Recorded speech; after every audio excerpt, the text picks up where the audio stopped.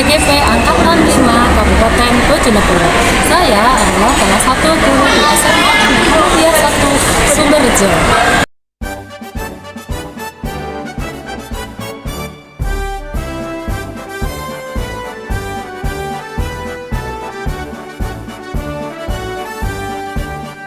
Bulatkan tekad, kuatkan hati, negeri ini memanggilmu kawan. Belajar, bergerak, berbagi untuk negeri, guru penggerak majukan pendidikan. Guru penggerak menghamba pada murid, kreatif rancang pembelajaran. Hargai potensi, tingkatkan prestasi, lahirkan profil pelajar Pancasila.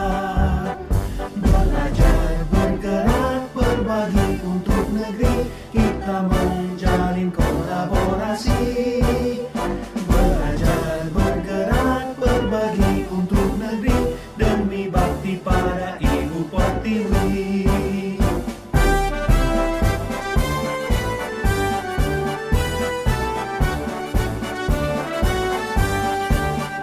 Bulatkan tekad, kuatkan hati, negeri ini memanggilmu kawan. Belajar, bergerak, berbagi untuk negeri, guru penggerak majukan pendidikan. Guru penggerak menghamba pada murid, kreatif rancang pembelajaran. Hargai potensi, tingkatkan. Warahmatullahi wabarakatuh. Waalaikumsalam warahmatullahi wabarakatuh. Bagaimana kabarnya Bapak Ibu semuanya? Alhamdulillah. Bapak Ibu, alhamdulillah pada kesempatan hari ini saya ingin membagikan atau berbagi tentang materi yang sudah saya dapatkan di CGP ini terkait modul 1.4, yaitu tentang penerapan budaya positif atau budaya lingkungan positif. Nah, ini mari kita terapkan Bapak Ibu di sekolah kita, utamanya di lingkungan SMK Mahasiswa. Nah, kompetensi dasar manusia, kemudian 3 motivasi, dan yang terakhir adalah segitiga restitusi. Nah, poin penting yang kita dapatkan di pembelajaran materi kita hari ini yang Bapak Ibu guru harus tahu selain saya, sehingga saya merasa harus berbagi kepada dengan semua, sehingga nantinya kita akan bisa menumbuhkan anak-anak yang berkarakter, anak-anak yang disiplin, tanggung jawab, peduli dengan lingkungan sekolah kita, seperti itu. Bapak Ibu, budaya positif adalah perwujudan dari nilai-nilai atau keyakinan universal yang diterapkan di sekolah kita. Mungkin Bapak Ibu ada yang tahu penerapan universal atau nilai universal itu apa saja, seperti itu. Mungkin Bu ini selaku guru PKN pasti tahu. Profil pelajar Pancasila. Nah, apa saja profil pelajar Pancasila itu? Jadi diharapkan siswa kita SMK Mahasiswa itu bisa menerapkan nilai profil pelajar Pancasila itu dengan satu, menjadi anak yang bertakwa dan beriman pada Tuhan Yang Maha Esa. Kemudian yang ketiga adalah gotong royong. Yang keempat, Bu Eni mungkin bisa membantu. Peduli. Sudah, apa lagi? Belajar Pancasila, beriman dan bertakwa pada Tuhan Yang Esa dan berakhlak mulia, berkebinekaan global, gotong royong mandiri, kreatif dan bernalar kritis. Kalau saya tidak dinyanyikan juga lupa Bapak Ibu, sehingga saya berharap Bapak Ibu atau teman-teman rekan guru di sini juga menerapkan profil pelajar Pancasila. Jadi kalau tidak dinyanyikan ya lupa gitu. Tapi untuk kelas 10 insya Allah bisa menerapkan profil pelajar Pancasila ini. Begitu ya Bapak Ibu. Kemudian untuk menciptakan budaya positif maka perlu adanya disiplin positif di sekolah atau di lingkungan sekolah kita. Dengan kita menghasilkan murid-murid yang berkarakter, disiplin, jujur, peduli, yang sudah saya sampaikan tadi. Dan menjadi anak yang bertanggung jawab pada dirinya sendiri di situ. Kemudian kita akan memasuki tahap berikutnya, yaitu tentang 3 perilaku manusia, 3 perilaku.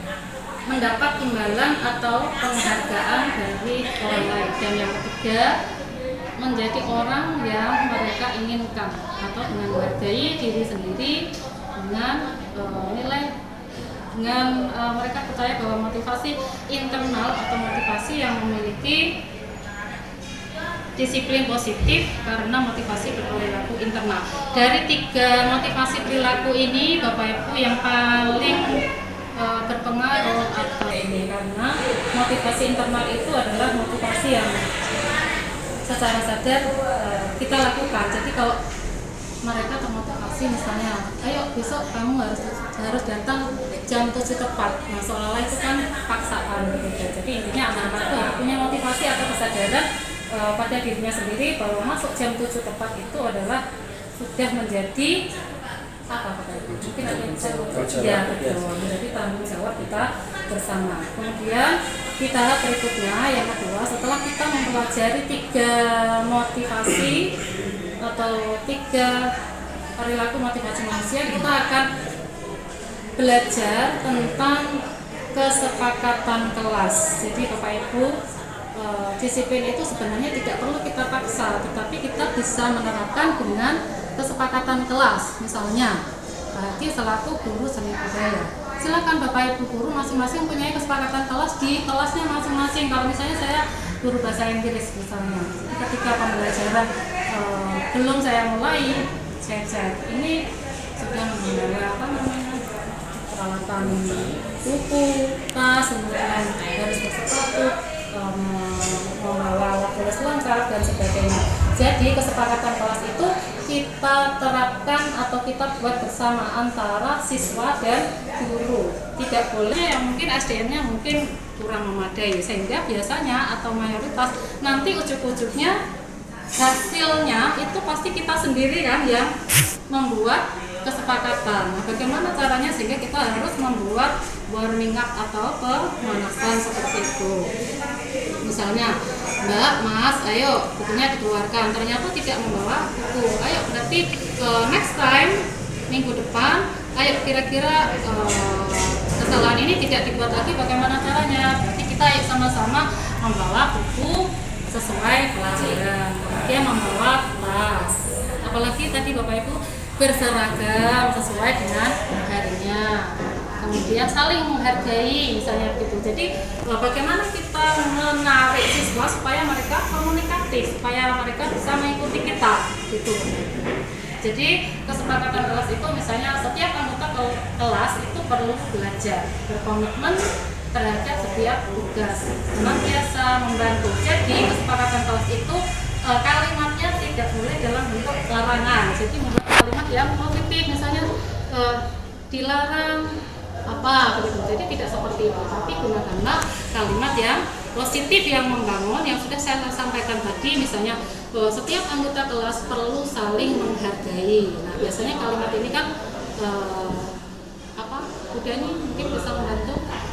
Setiap kelas atau setiap siswa harus saling menghargai. Itu artinya misalnya dilarang ramai. Nah, seperti itu kan tidak boleh, tapi kita membuat kalimat yang positif yang sekiranya bagus untuk siswa, artinya tidak boleh membuat kalimat dilarang. Kemudian yang ketiga yang paling penting di poin ini menurut saya yang harus saya share, nah, apa sih segitiga restitusi itu? Nah, segitiga restitusi itu ada 3 langkah Bapak Ibu. Yang pertama yang harus kita lakukan adalah menstabilkan identitas. Itu yang pertama. Kemudian yang kedua adalah memvalidasi. Ketika kita menemukan, kalau kita pikir itu kan menemukan siswa kita sedang terlambat. Kalau kita belum mempelajari segitiga restitusi ini, maka yang kita lakukan adalah ayo kenapa terlambat? Sana push up 20 kali misalnya gitu, atau kamu kok terlambat saja, misalnya langsung memukul atau apa. Nah, itulah Bapak Ibu yang tidak diperkenankan, tetapi kita harus melewati fase atau tahap 3 restitusi ini dengan menggunakan teori kontrolnya dari William Glasser, bahwa teori kontrol ini harus tetap terapkan. Artinya kekerasan itu tidak boleh, bahwa pembelajaran itu harus berpihak kepada siswa, pembelajaran yang menyenangkan, pembelajaran yang merdeka atau merdeka belajar dan merdeka mengajar, seperti itu Bapak Ibu. Demikian yang saya sampaikan. Mungkin ada di antara rekan-rekan atau Bapak Ibu yang ingin disampaikan kepada saya. Monggo Bu Eni. Tadi disampaikan sama Bu Rita bahwasanya di sini itu kita dilarang ya untuk memberikan punishment atau hukuman terhadap anak berupa fisik. Mungkin bagaimana ketika anak itu melakukan sebuah kesalahan, apa yang harus kita lakukan? Mungkin selain hukuman fisik, boleh nggak kita melakukan hukuman di situ sifatnya mendidik, contoh mengapa atau mungkin melakukan tindakan yang lain yang sifatnya Ya, baik, terima kasih Bu Eni, pertanyaan yang bagus sekali. Oke, jadi memang hukuman itu tidak diperbolehkan atau tidak diperkenankan. Yang ada itu hanyalah konsekuensi. Jadi misalnya Bu Eni menyampaikan, Bu, kalau kita menemukan siswa kita terlambat, apa yang kita lakukan? Yang pertama adalah kita melakukan konsekuensi dulu. Jadi tidak ada hukuman. Konsekuensinya apa? Mungkin pertama ketika menemukan kita terlambat, ayo kalau terlambat berarti minggu depan konsekuensinya adalah misalnya Bu Eni akan kita kesepakatan dulu ya, kalau misalnya kita membuat kesepakatan menghafalkan Al-Quran misalnya dari juz 30 yang pendek-pendek dulu bagaimana. Jadi terjadi kesepakatan antara dua belah pihak, siapa? Antara Bu Eni dan siswa tersebut, begitu.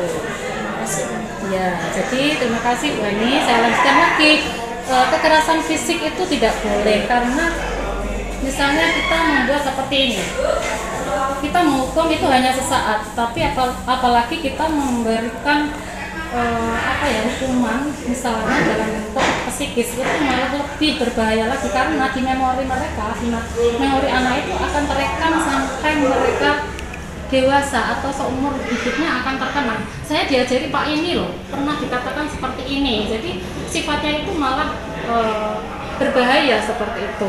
Jadi ketika kita menghukum itu hanya sifatnya sementara saja. Bagaimana Bu Eni, bisa diterima? Terima kasih Bu.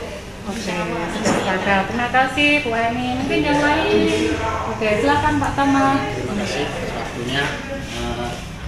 Saya ingin bertanya, seumpama ketika kita sudah memberikan kesepakatan berdua siswa dan guru bersangkutan untuk saling istilahnya paham dulu, nanti kalau telat lambat hukumannya ini hukumannya menyebalkan gitu. Tapi seiring berjalannya waktu tetap terus terlambat, itu bagaimana solusinya? Ya. Terima kasih Bapak Ibu, inilah peran kita sebagai pendidik. Jadi kita harus sigap mengambil peran kita. Bagaimana kalau kita ternyata belum berhasil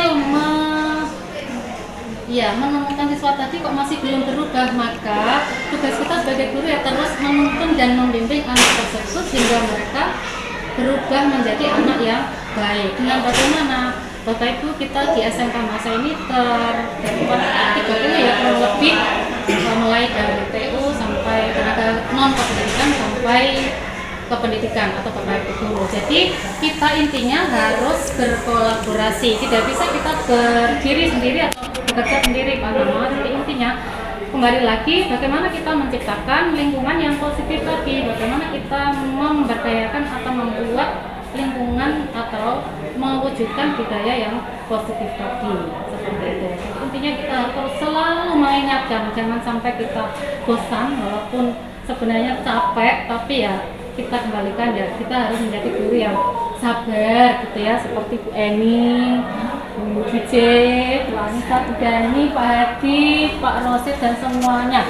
Intinya kembali ke kita sebagai pendidik harus memahami karakter siswa, kita harus memahami tentang background siswa, karena siswa kita itu kan terdiri dari bermacam-macam background ya, seperti itu. Mungkin dari broken home, kemudian keluarga yang mungkin ekonominya yang kurang, sehingga dari rumah mereka itu kan sudah punya banyak masalah, sehingga dibawa ke sekolah masalah lagi. Inilah tugas kita sebagai peran guru untuk mengantarkan anak didik kita sehingga mereka menjadi manusia yang belajar di sekolah ini dengan belajar yang berpihak kepada siswa, artinya belajar yang merdeka. Itu Bapak Ibu. Ada lagi masukan mungkin Pak Roset, Bu DJ dan Bu Dani. Cukup. Oke. Sudah cukup? Demikian Bapak Ibu, mari di poin ini menurut saya yang harus kita terapkan itu adalah yang paling penting adalah poin segitiga restitusi. Jadi mulai hari ini mari kita tidak menghukum siswa, tapi kita mulai kesepakatan kelas dulu. Kemudian dari kesepakatan kelas menjadi kesepakatan sekolah menjadi diturunkan lagi menjadi sebuah keyakinan sekolah. Begitu Bapak Ibu. Terima kasih atas perhatiannya, semoga bermanfaat untuk kita semua dan SMK kedepannya semakin maju dan sukses. Wassalamualaikum warahmatullahi wabarakatuh. Waalaikumsalam warahmatullahi wabarakatuh.